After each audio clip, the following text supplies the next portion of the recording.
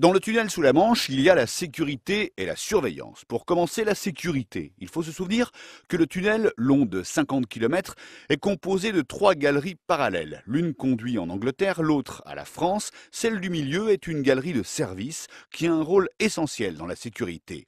Elle permet la circulation des secours. C'est par elle qu'arrivent les pompiers français et britanniques, équipés de véhicules spéciaux, électriques notamment.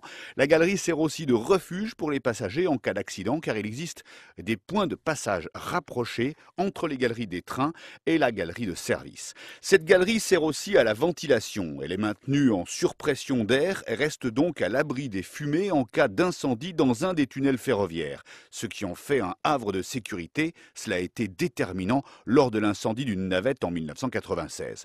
Et à propos d'incendie, l'alimentation en eau se fait par un tuyau qui parcourt toute la galerie centrale. Autre chose, le tunnel sous la Manche est découpé en tronçons avec des communications entre les tunnels, des points de contact. Il y en a 2 à chaque tiers du parcours, ce qui permet au train de passer d'une galerie à l'autre en cas d'accident dans un tronçon. De plus, 4 stations souterraines de presque 900 mètres de long ont été creusées pour accueillir des trains entiers.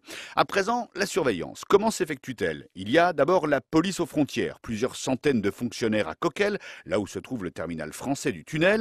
Une centaine d'entre eux sont affectés côté anglais. Ils vérifient notamment les papiers des passagers avant l'embarquement des voitures et des camions sur les navettes. Et puis, il y a les douanes françaises. 270 hommes, c'est la division la plus importante de France. Les douaniers passent les marchandises au rayon X.